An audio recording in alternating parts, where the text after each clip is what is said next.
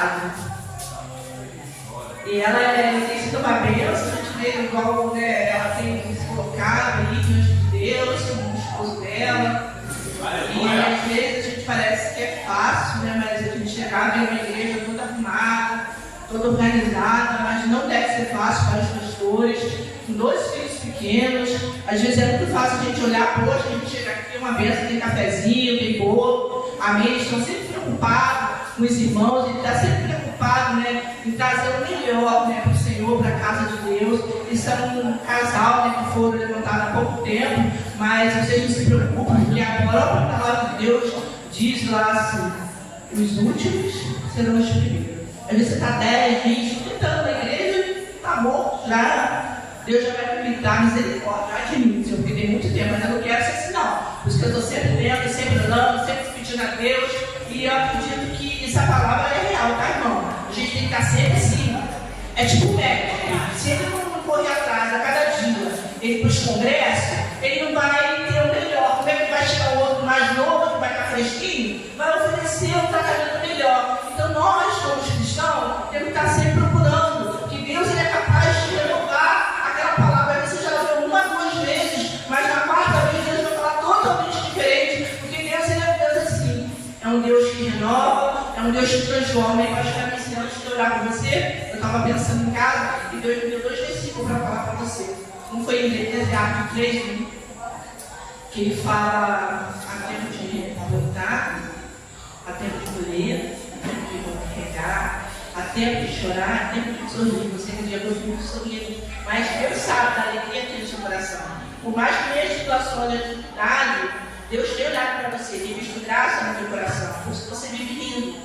Amém? E é muito bom o cristão ver sorrindo, porque é tão ruim o cristão sisudo, né? Por que vai ser sisudo se a gente pode ir? Se a gente tem um Deus maravilhoso, Deus que está sempre aberto a nos abençoar, porque ele tem graça. Se ele enviou o filho dele, correto, na cruz do Calvário, amém? Derramou o sangue por nós, é porque ele se importa conosco. Ele quer nos ver chorando sempre? Não, ele quer nos ver rindo. Em Eclesiastes 7, 8, fala que o final vai ser o melhor. O início é difícil. Amém, irmãos? Vocês podem levantar a mão para levantar a sua missa, por gentileza? Vocês podem ficar de pé para a gente estar orando para dela? Vocês acreditam que no início é difícil, mesmo dificuldade, mas que no final ele passou por colher muitas bênçãos, muitas ovelhas, que a coroa deles não está cheia de pedras preciosas, porque são homens e mulheres de Deus que estão cuidando de vidas de ovelhas. Amém? Não importa porque eu sou mais nova, ou mais velha, ou mais nova, ele não. Nós estamos aqui para somar com esse casal, com essa igreja, e para tudo para chegar nesse seu propósito, debaixo desse céu, para tudo. Deus colocou vocês aqui com um propósito. Deus jogou água do céu, Deus jogou óleo sobre a sua cabeça, do seu esposo, para que esse dia você estivesse aqui adorando o Senhor. Porque esse dia o Senhor fez para a tua graça, para estar diante de você, te colocando onde você está, para Ele te usar com a sua voz, onde você foi aqui dentro desse lugar. Amém? Senhor Deus, Pai querido, Pai amado, muito obrigado pela vida do pastor Miss. Senhor, agora que o Senhor fala no coração dela, derrama a unção do teu óleo, suave o céu, meu Pai, que as tuas águas vão passar neste lugar, e que ela vai ser cheia do teu Espírito Santo, e o seu Espírito Santo, Pai, vai entrar nela, e através dele, Pai, o Espírito Santo, ela vai falar, Senhor, vai falar aquilo que o Senhor te chamou para que ela trouxesse para a tua igreja ouvir. Pai, em nome de Jesus, que nós sabemos já que a tua presença está nesse lugar, Pai, a tua unção está nesse lugar, a tua glória encheu este lugar. Eu pude sentir isso, os louvores, ó Deus, tão lindo, porque eu vi a presença de Deus, o meu coração se encheu de emoção, os meus olhos de lágrimas, porque verdadeiramente eu tenho um Deus que tem zelado por cuidado dessa igreja, dessas crianças, desses filhos, desses irmãos. Eu te agradeço por essa oportunidade, Pai, em nome de Jesus, amém.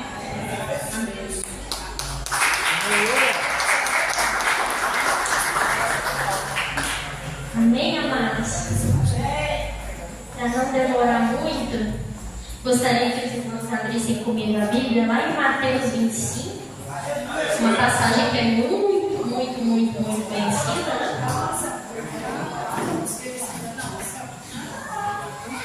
Eu tinha preparado outra mensagem, mas o Senhor me pediu para pregar sobre isso.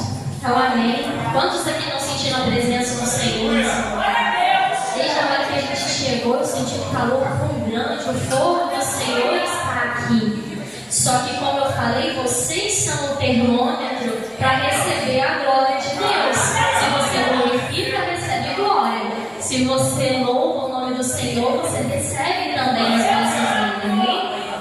Então, lá em Mateus 25, no versículo 1. É bem conhecida essa passagem. O reino dos céus será, pois, muita atenção, amados, nessa palavra. Amém? Porque hoje o inimigo vai fazer de tudo para que você não venha ouvir essa palavra. Porque é muito bom a gente chegar aqui na frente e ouvir uma palavra de que Deus cura, de que Deus renova, de que Deus opera milagres, de que Deus prospera, traz dinheiro, traz casamento, traz filhos, traz restauração. Mas hoje a palavra que Deus tem é: o tempo está acabando. Então, muita atenção, porque o inimigo vai fazer de tudo hoje para que você não consiga prestar atenção na palavra. Amém? Então, a palavra começa assim: o reino dos céus será pois semelhante a 10 virgens que pegaram suas candeias são como lâmpadas, e saíram para encontrar-se com o noivo. 5 delas eram insensatas e 5 eram prudentes. As insensatas, ou em algumas versões não está escrito loucas, pegaram as suas lâmpadas, mas não levaram óleo, porque naquela época elas eram regadas a óleo para manter aceso o pavio. As prudentes, então, porém, levaram óleo em vasilhas separadas junto com as suas candeias. O noivo, ele demorou a chegar e todos ficaram com sono e adormeceram. Repete comigo: adormeceram. À meia-noite ouviu-se um grito: o noivo se aproxima, saiam para encontrá-lo.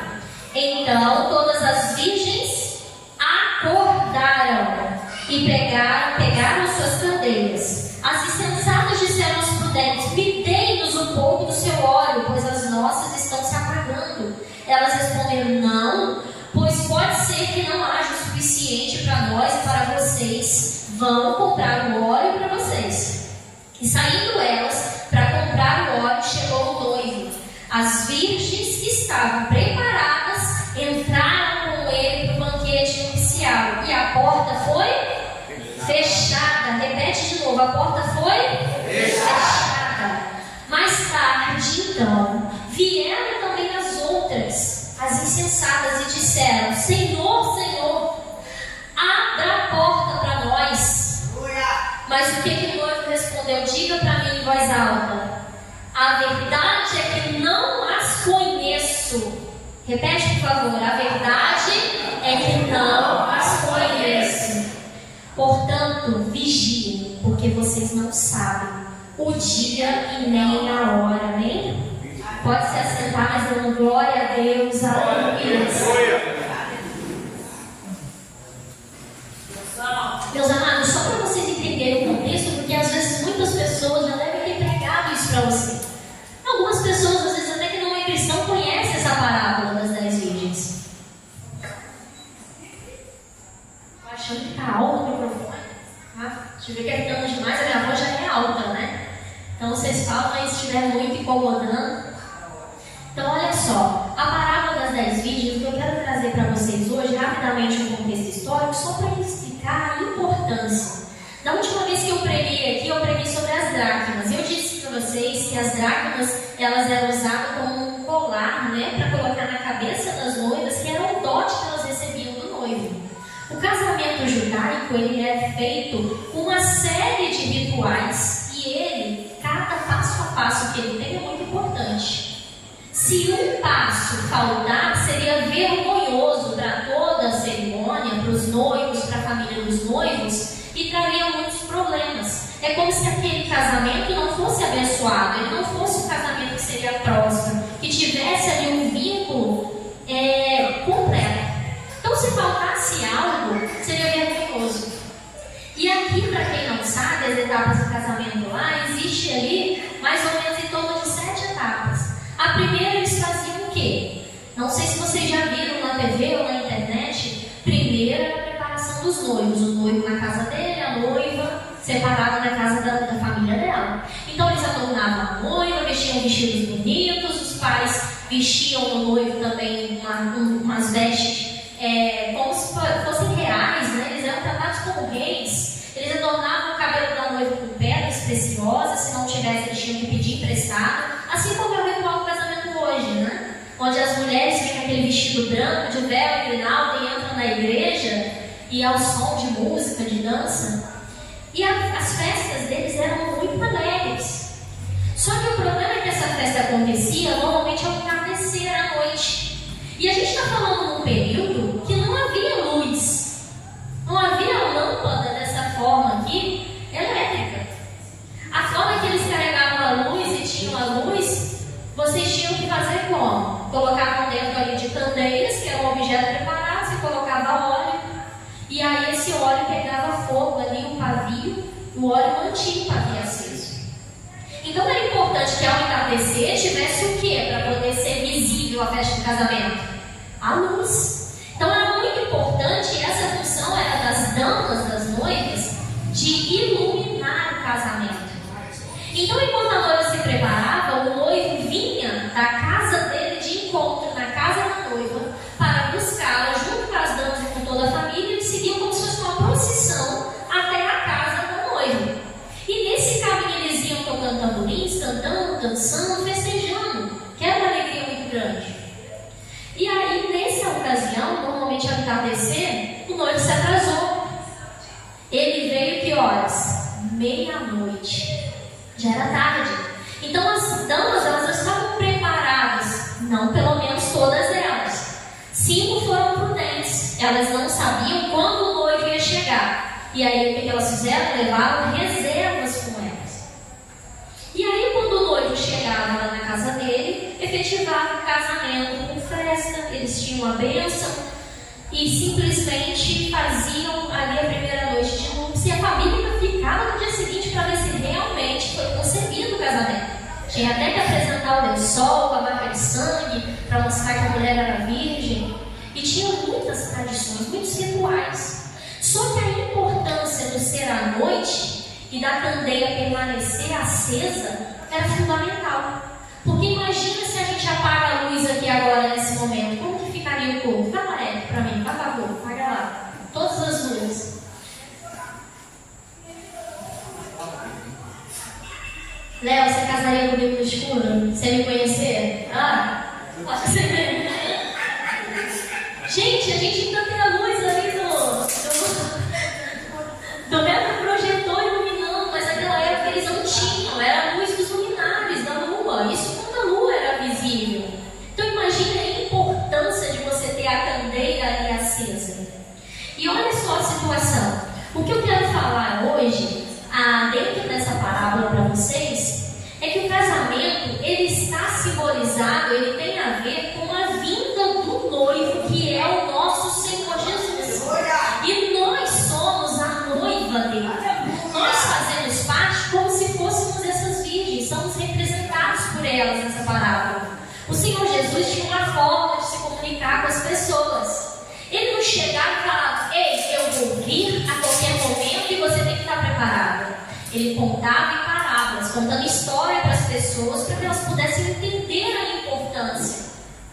E como o casamento era algo tão valioso, o Senhor mostrou para eles que a união nossa com Ele é como um casamento, ela é eterna. E o nosso noivo, ele já pagou o dote por nós, ele morreu na cruz para que nós pudéssemos ser a sua noiva. E o que ele aguarda agora é a vinda dele. O que hoje nós chamamos de vida, nada mais é do que a espera até que o nosso noivo chegue. Enquanto nós esperamos, nós devemos estar preparados. Nós precisamos estar com as nossas candeias acesas. Só que olha só, o fato aqui é que nós já ouvimos isso diversas vezes, e muitas pessoas duvidam da volta de Jesus. Muitas pessoas duvidam que Jesus vem. E aí que está o problema. A palavra do Senhor diz, essa parábola ela mostra uma sequência de fatos Marcos, onde Jesus conversava com os discípulos dele e ele mesmo disse que isso aconteceria. A esperança e a fé das pessoas se esfriariam. Olha o que diz lá em Mateus 24, coloca para mim, Eric, por favor. Os discípulos do Senhor perguntavam a Jesus: Mestre, quando então que o Senhor virá? E o Senhor respondeu dessa forma no versículo 4, Mateus 24, 4.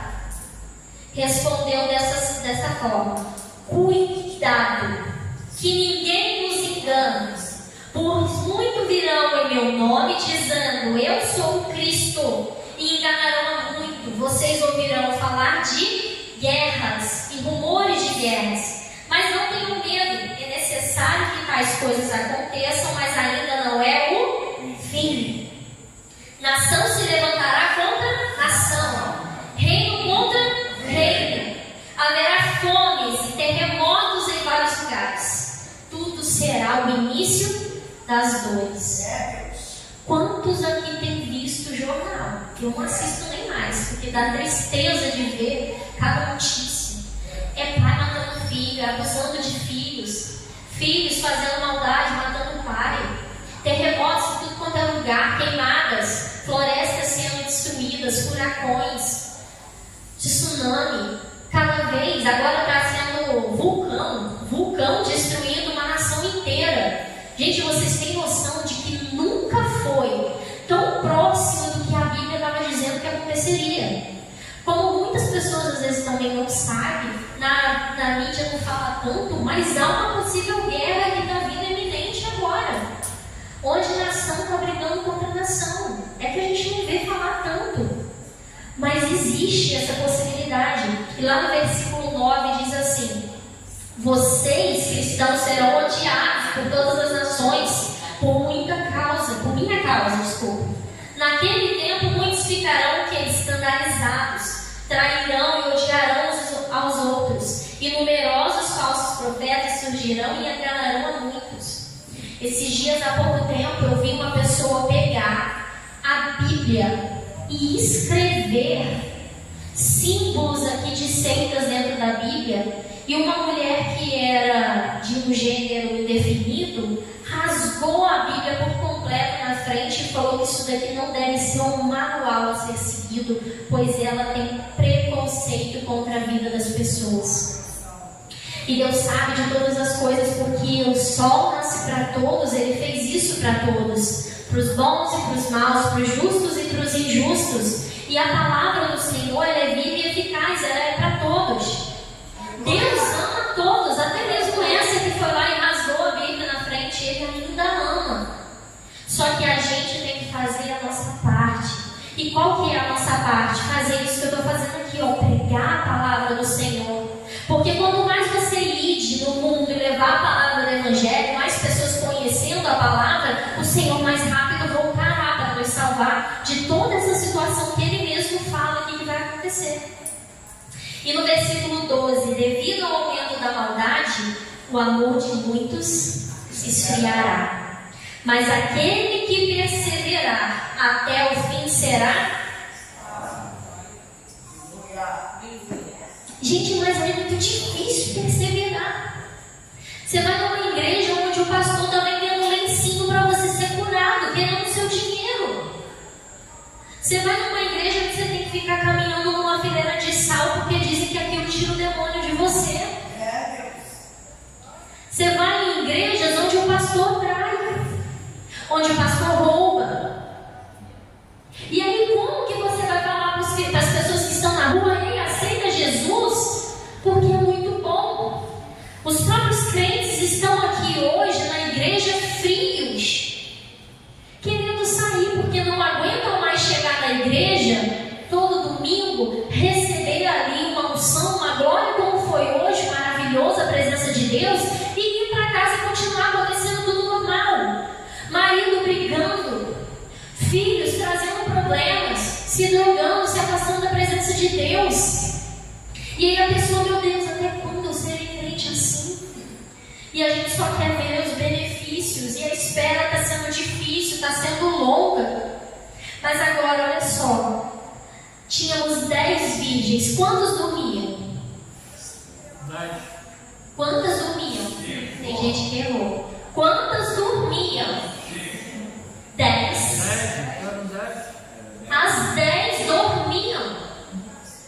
Não importa o quanto você é virgem, o quanto você é casto, o quanto você é bom, o quanto você é crente, chega um momento na hora da vida que você precisa do sono.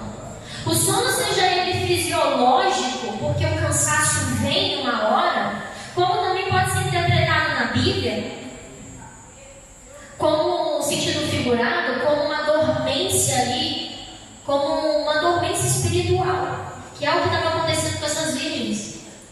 Elas simplesmente estavam cansadas de esperar quem? O noivo. Quantos aqui na igreja já passaram por um momento de dificuldade ou de cansaço espiritual? Quantos aqui pensavam em desistir da igreja, ou quantos já talvez desistiram de seguir a Deus? Às vezes por problemas pessoais, às vezes por traições, às vezes por amargura da sua alma que diz para você que você não vai conseguir.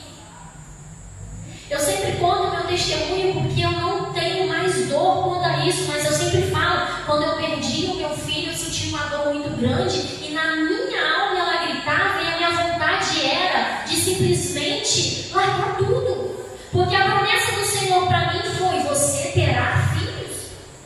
E aí eu engravido e eu perco. A vontade era de sumir da igreja.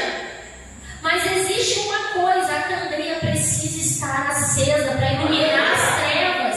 A palavra do Senhor diz que eu sou amada, eu sou filha, e que também o sol nasce para todos. O terremoto, quando vem, ele abala todas as casas. A queimada, quando vem, ele queima toda a mata. Ela não deixa uma ou outra árvore em pé. E ainda assim, quando ocorrem esses milagres de simplesmente o mal vir para todos e você se livrar, é uma ocasião especial ou outra. Então, no mundo tereis aflição, diz a palavra do Senhor, mas tenha bom ânimo, porque eu venci o mundo. Amém? Então, no caso, as 10 virgens estavam com sono e dormiram. E isso acontece no mundo de hoje, dentro da vida cristã. A gente não está livre do perigo. Você não tem que aceitar Jesus e vir na igreja para se livrar do mal.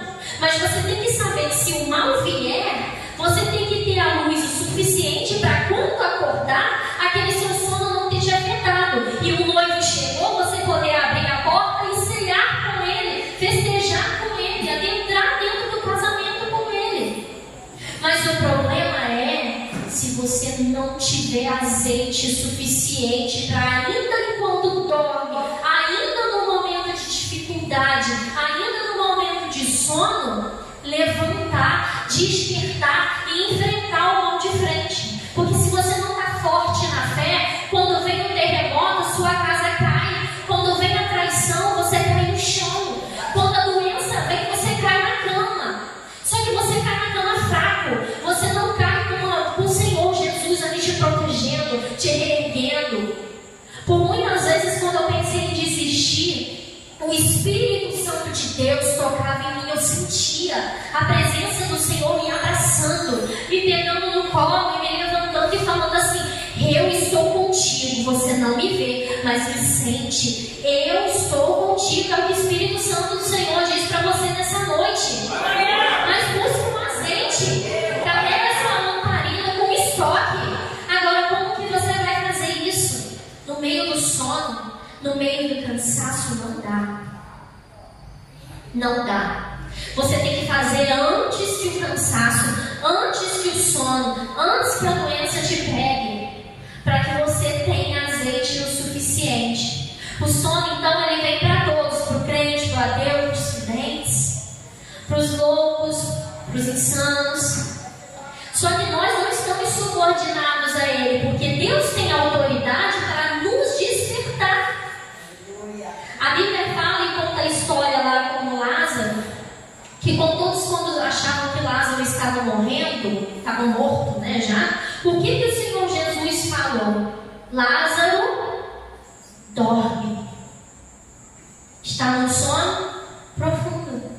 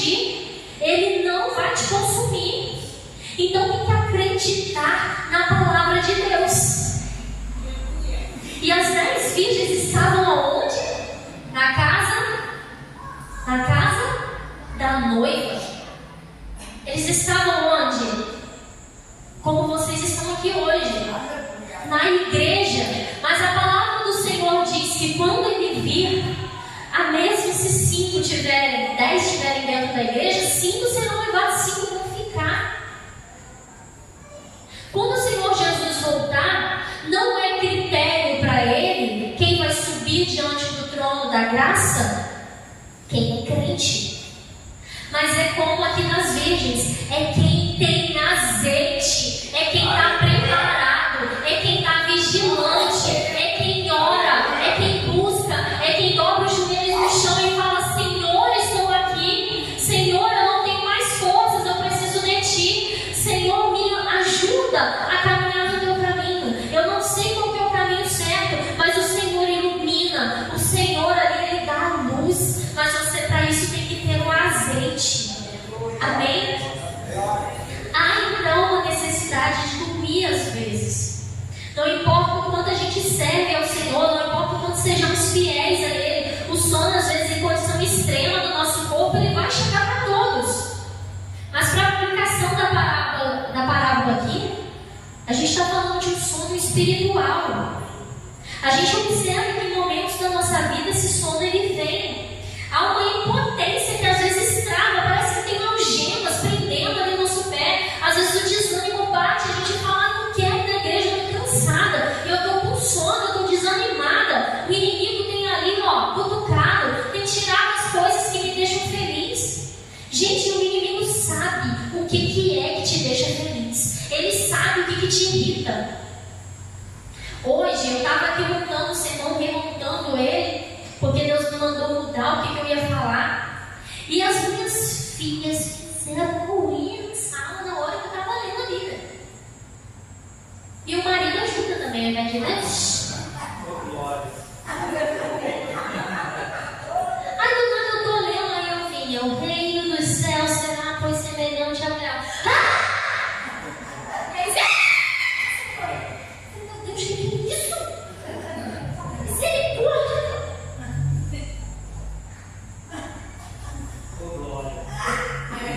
E aí eu falei assim: eu vou lá. Aí o Espírito Santo falou assim: não vai não. Sem mim, não pode ir. Porque a forma que eu falei, eu vou lá. Era a alma gritando, não era o Espírito não. Gente, lá. Fazendo o quê? Usando os meus próprios filhos para me atentar, me tirar da graça, misericórdia.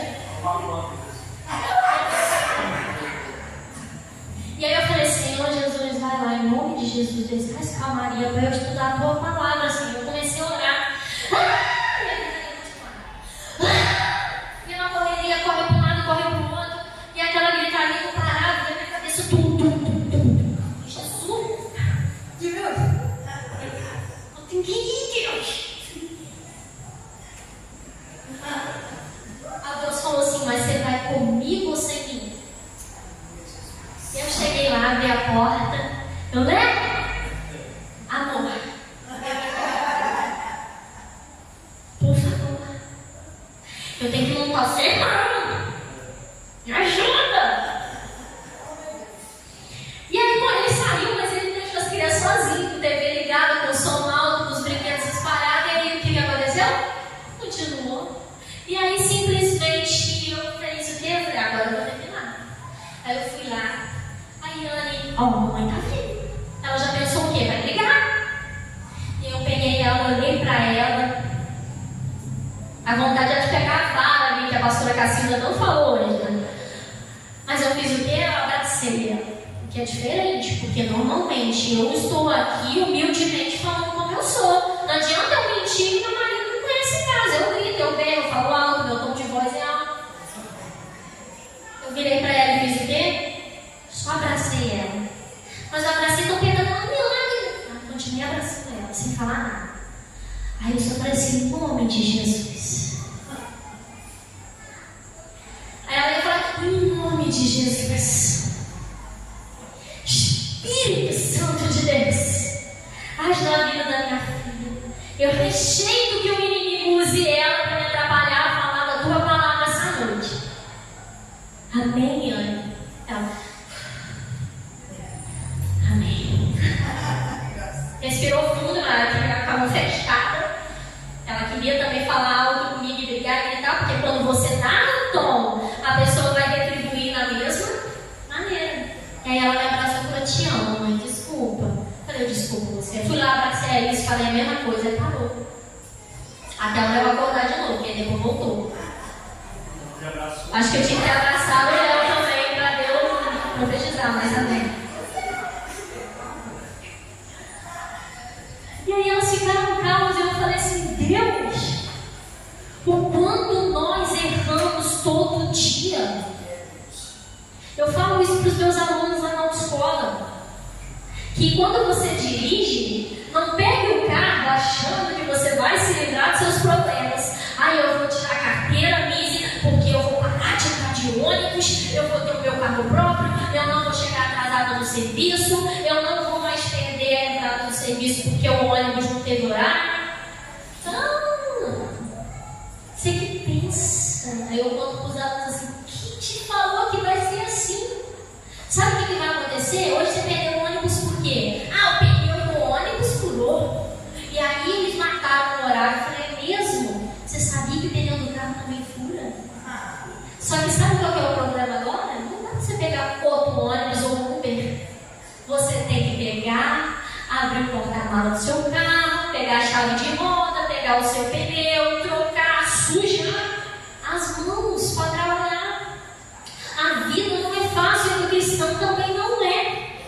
Então, se você está fora da igreja, eu não vou falar para você que você vai vir para a igreja para resolver os seus problemas, mas eu vou falar para você que você vai vir para a igreja e que mesmo em seus problemas, você vai ter um pai que cuida de você, um pai que te sustenta, que bota a mão nos seus ombros e fala assim: eu estou contigo, eu sou contigo por onde você passar. Se for no vale, se for no deserto, se for nas dificuldades, Ele estará contigo. Diz a palavra do Senhor que pode, acaso, uma mãe que amamenta abandonar o seu filho?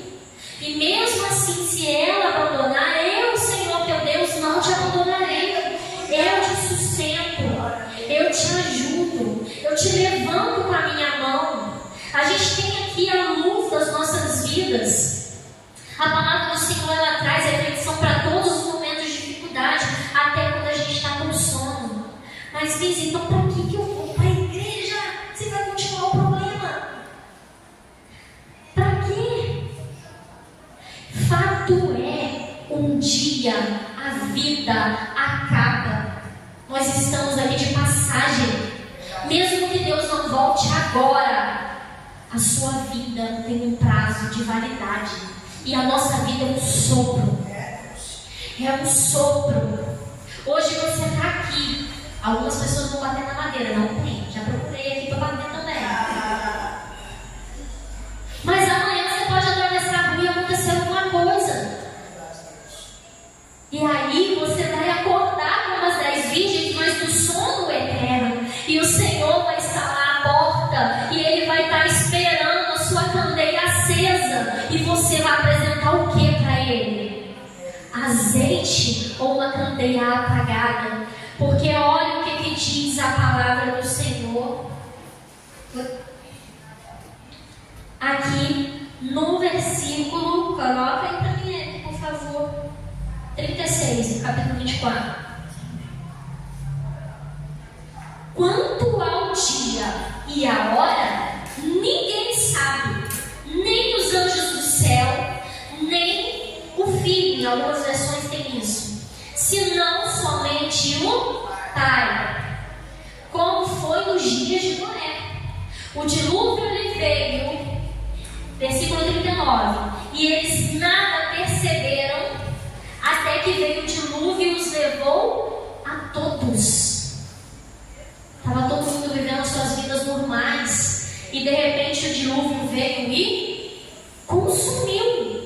O dilúvio matou todos, só salvou a família de Noé, a arca e os animais. E a arca foi cheia de animais porque muitos que estavam ali não aceitavam a Jesus. Desculpa, a Deus. Eles simplesmente não andaram no caminho que deveriam. Estavam ali pecando. E por que o Senhor decidiu destruir a terra? Por causa dos muitos pecados.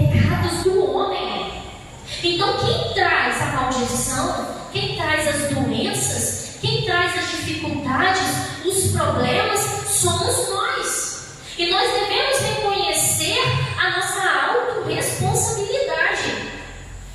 Se hoje eu sou obrigada todos os dias a pedir a minha filha que fiquem quietas, é porque eu sempre grito com elas. Então, como eu vou pedir a minha filha para parar de gritar se eu primeiro não der o primeiro passo e parar?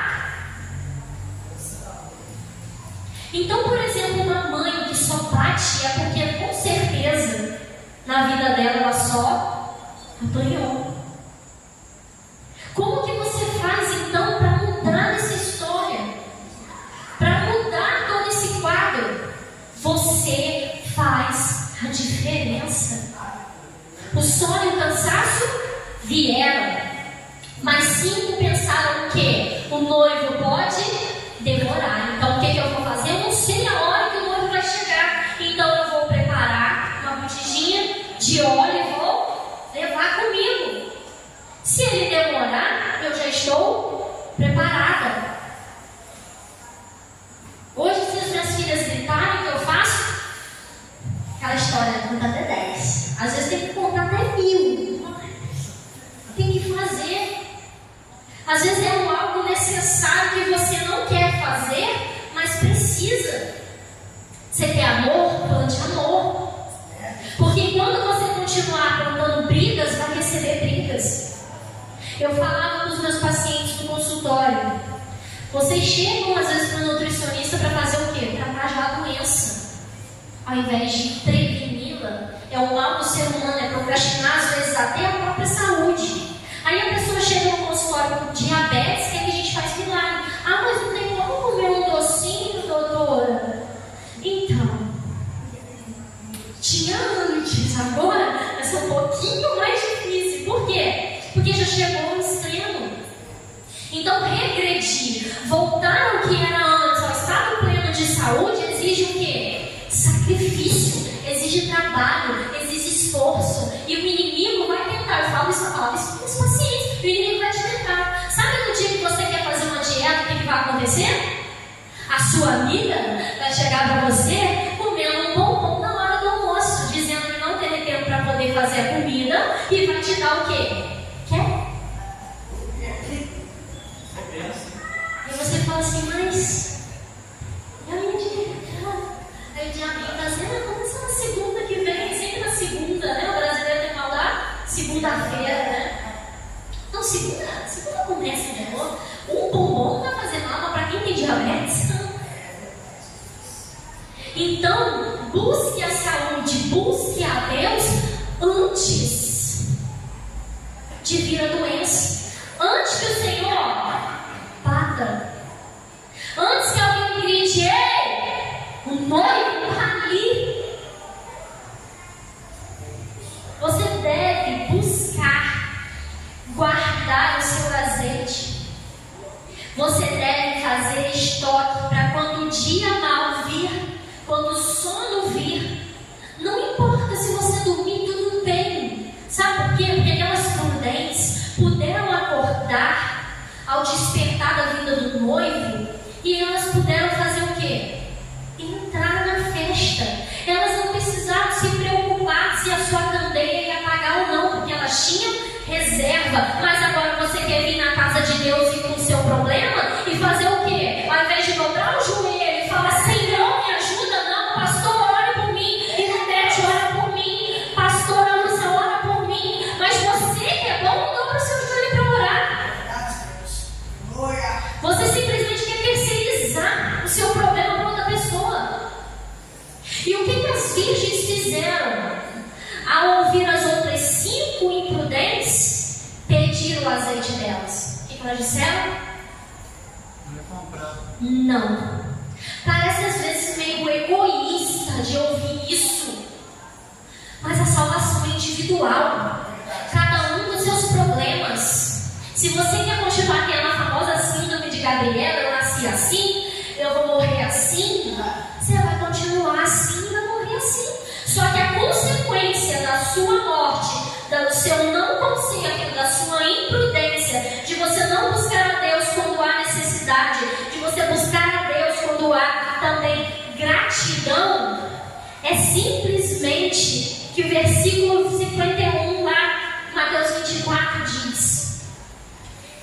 Ele punirá severamente e lhe dará lugar com os hipócritas, onde haverá choro e ranger de dentes.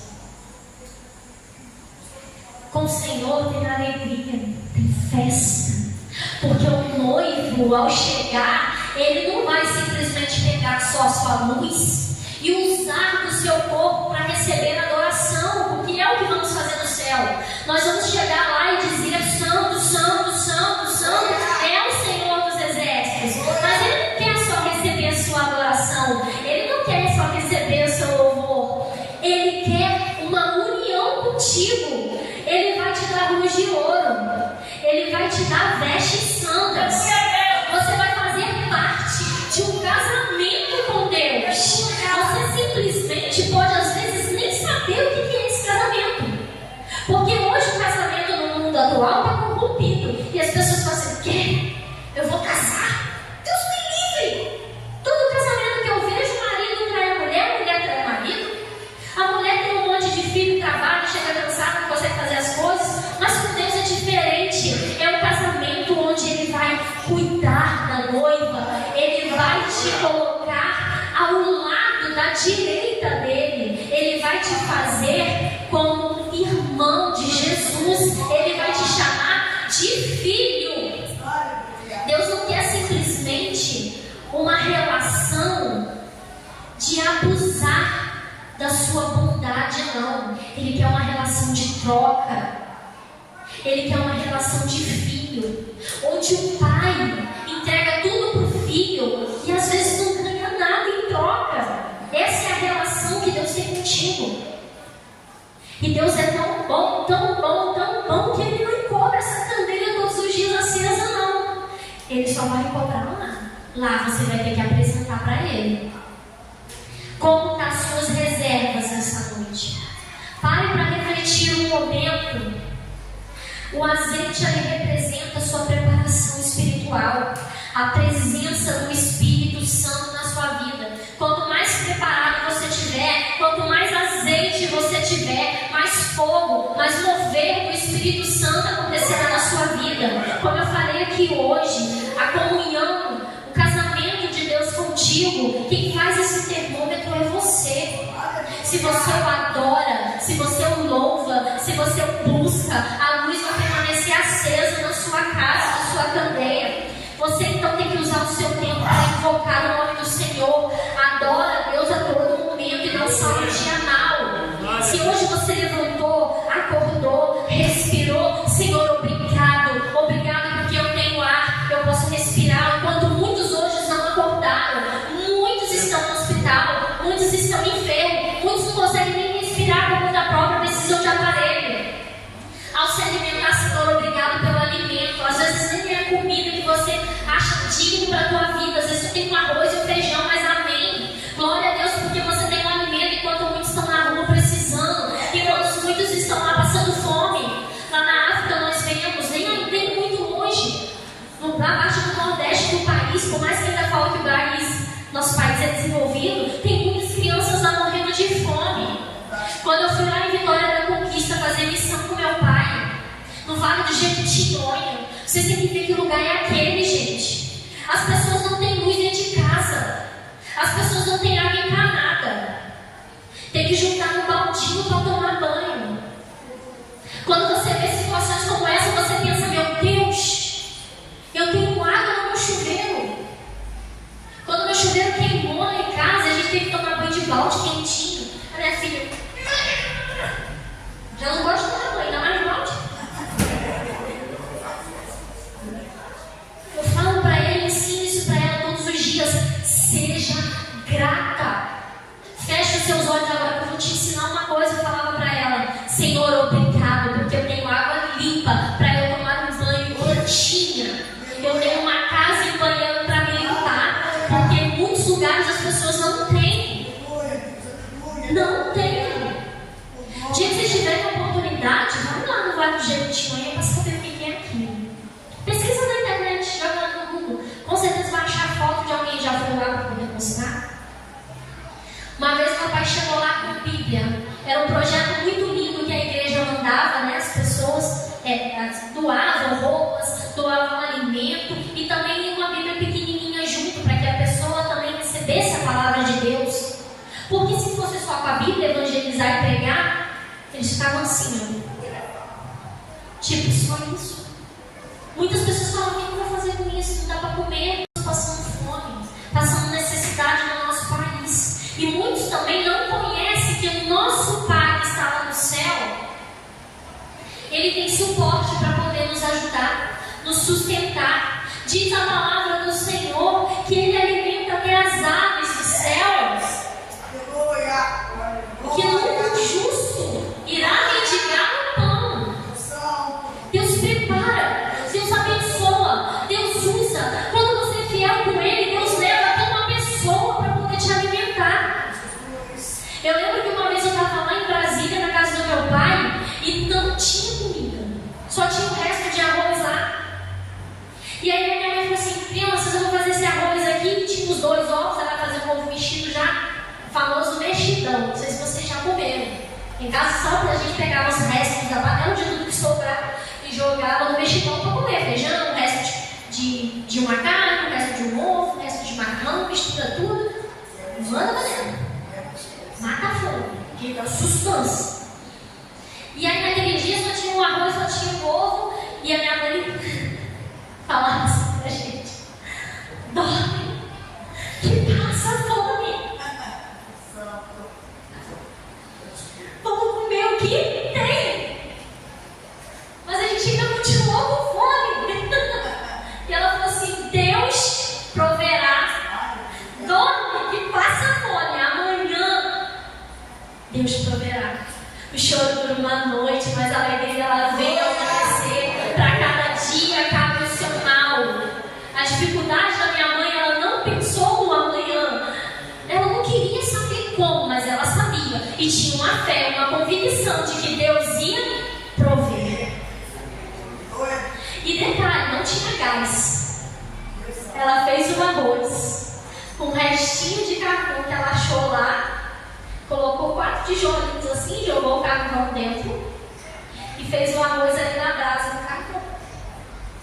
E aquele dia ficou marcado para sempre na minha vida, não pela fome que eu senti, não, mas pelo poder sobrenatural que eu sei, porque no dia seguinte, no início da manhã, chegou o caminhão do gás, cantando a musiquinha lá, tocou a campainha.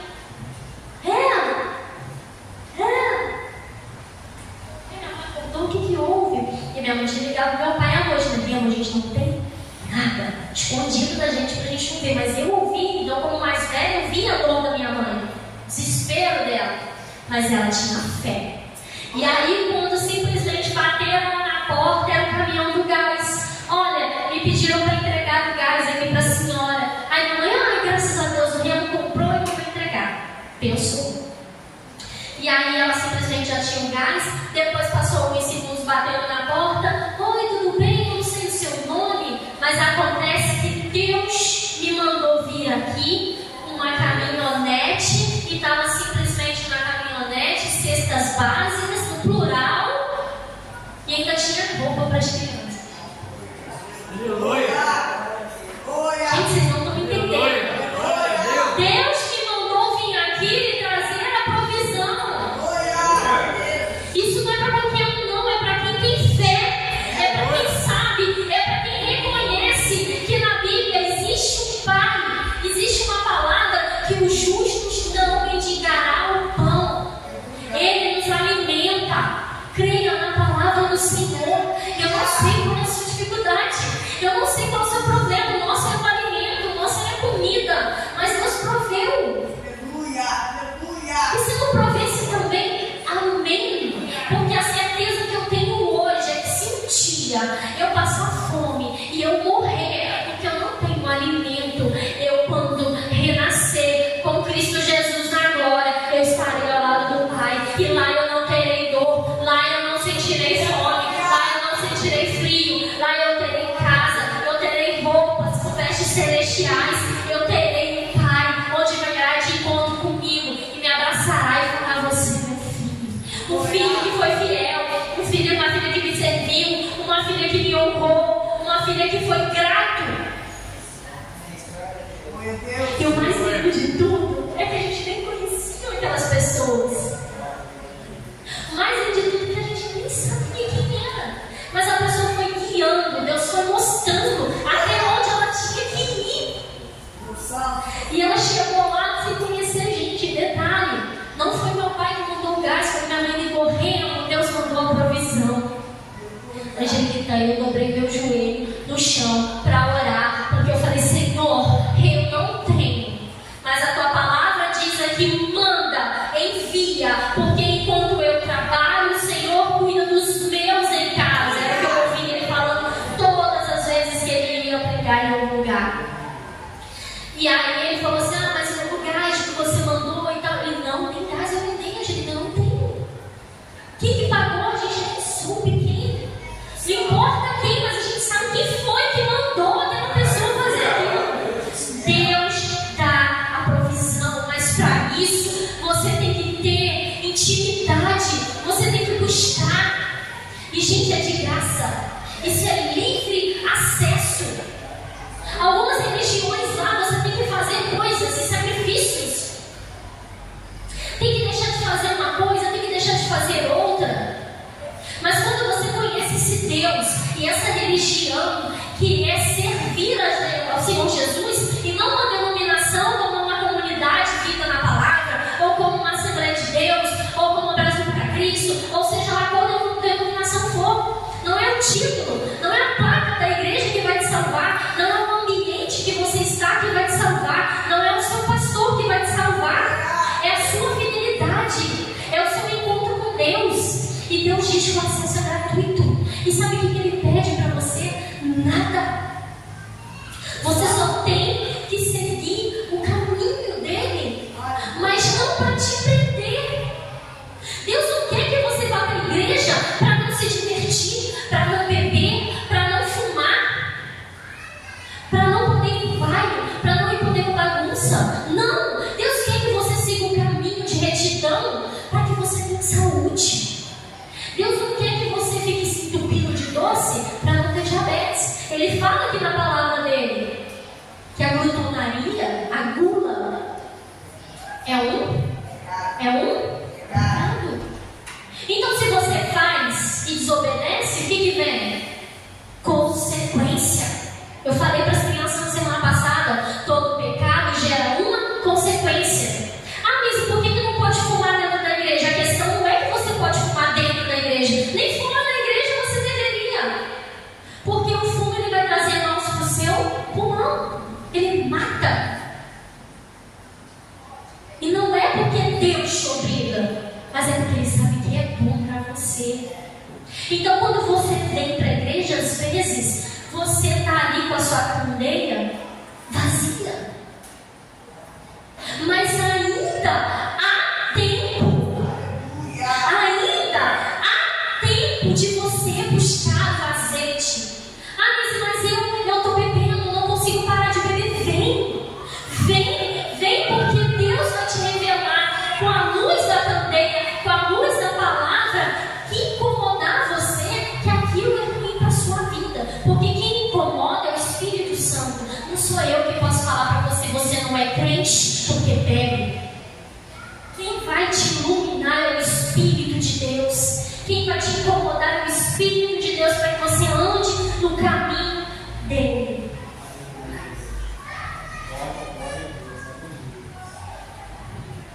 Aleluia. Glória a Deus. Glória a Deus. A palavra do Senhor diz, no versículo 42 de Mateus 24, né? 42. Portanto, vigiem, porque vocês não sabem em que dia virá o seu Senhor, mas entendam isso: se o dono da casa soubesse a que hora da noite o ladrão viria, ele ficaria de guarda e não deixaria que a sua casa fosse arrombada. Assim, vocês também precisam estar preparados, porque o Filho do Homem virá numa hora que vocês menos esperam. Ainda diz a palavra do Senhor lá em... me perdi aqui. mas que o Senhor vai vir como um relâmpago. Ele virá simplesmente como um relâmpago. Amém, está no versículo 27. Vai ser rápido. Não vai ter tempo de alguém gritar: ei, corre, compre azeite. Não vai ter tempo. Então aproveita que ainda há esse tempo. Não espere alguém gritar: ei, o Senhor está voltando, para você ir buscar azeite. Busque agora. Não seja imprudente, não seja louco. Esteja preparado para quando o Senhor voltar. Esteja preparado. E o que você precisa para buscar esse azeite? O que você precisa para ser cheio do azeite? Aceita Jesus.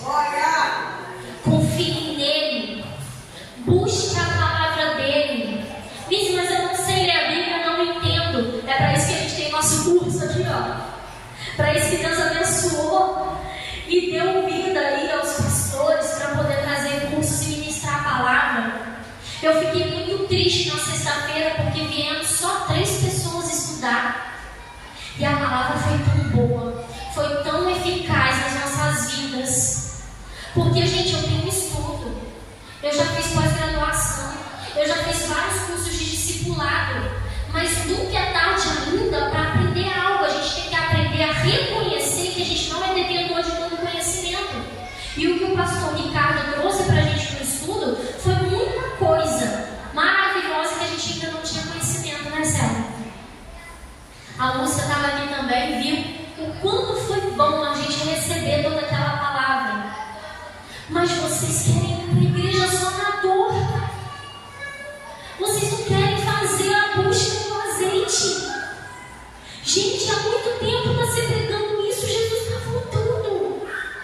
Eu quero muito poder levar a minha família comigo. Eu queria muito poder dar um pouco do meu azeite que eu tenho reservado. Mas eu não posso. Eu não posso pegar na mão do meu marido e levar ele comigo.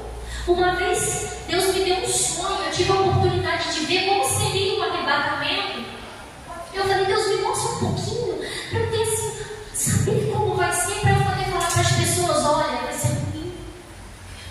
E ali diz a Bíblia que o céu cairá. E eu vi que eu estava lá numa praia, de mãozinha dada com meu marido. Isso Deus me revelou quando o Léo ainda não estava na igreja.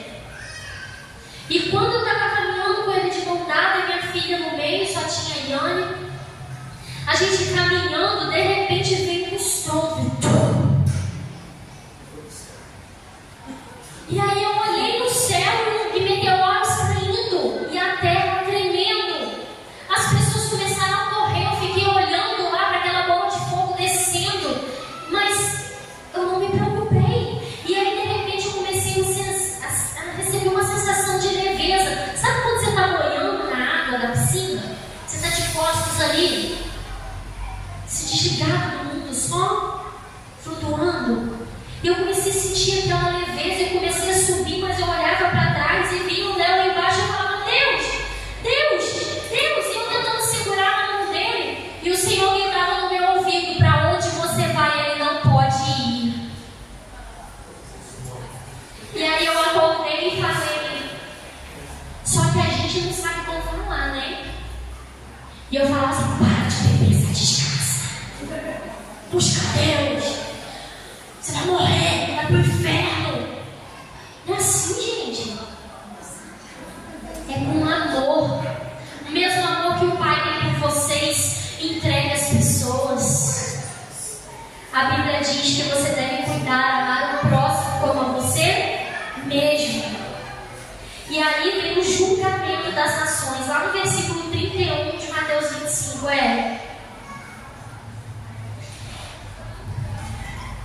quando o Filho do Homem vier em sua glória com todos os anjos, ele se assentará de seu trono na glória celestial.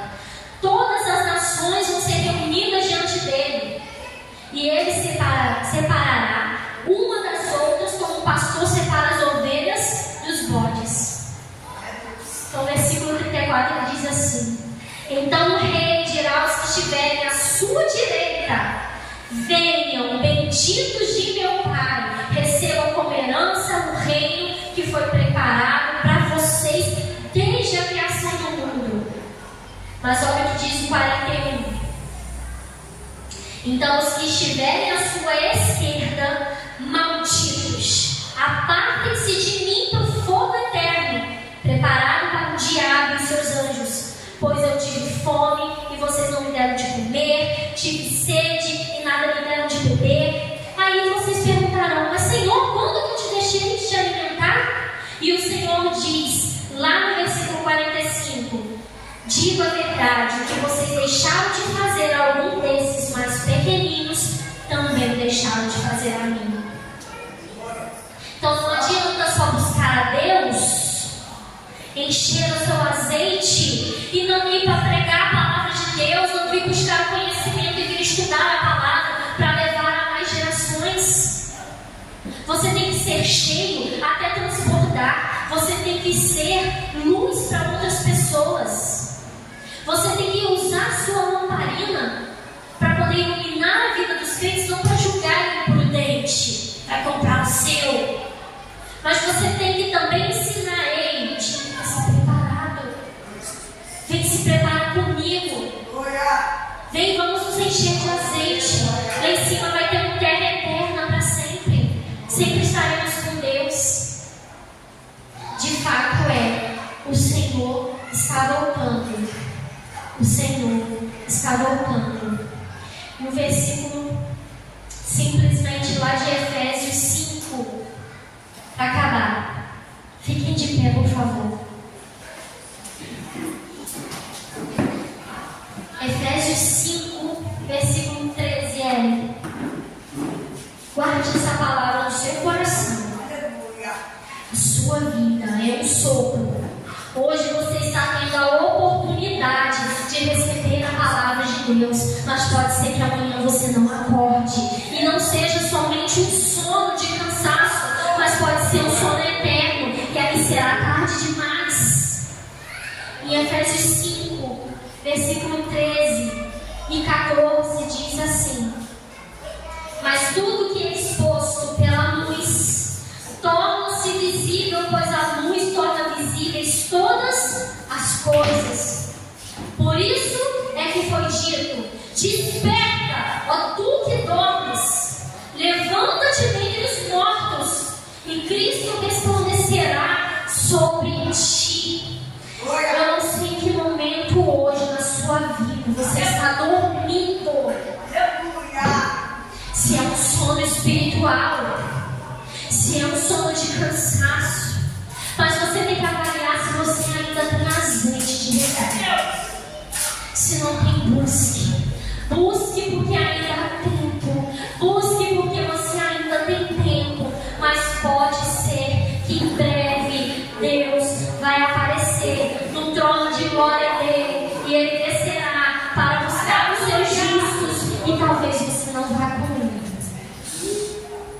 Nós temos uma outra parábola lá, onde Deus fala sobre o rico e o Lázaro. Lázaro foi para o inferno, igreja, e lá ele viu o quanto é dor, o quanto é sofrimento. O rico, desculpa, troquei os nomes, né? Amém. O rico foi para o inferno, e aí simplesmente ele quis fazer o que? Ele quis voltar, mas era tarde demais. Era tarde demais.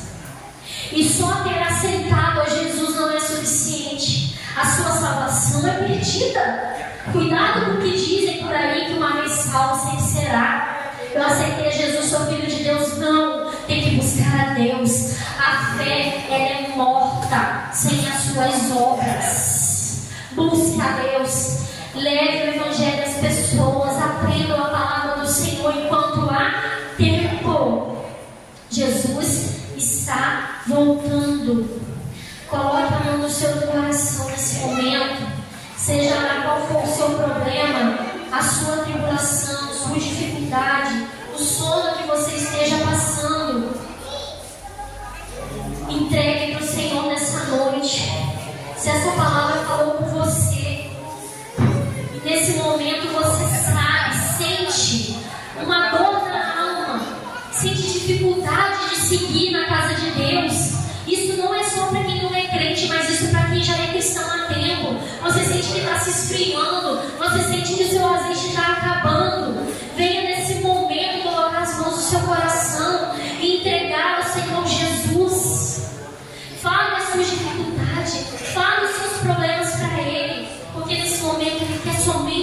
ouvir a sua voz. Diga a Ele: Senhor, eu não sou nada sem Ti. Quero entregar a minha vida, os meus anseios, as minhas necessidades em Tuas mãos.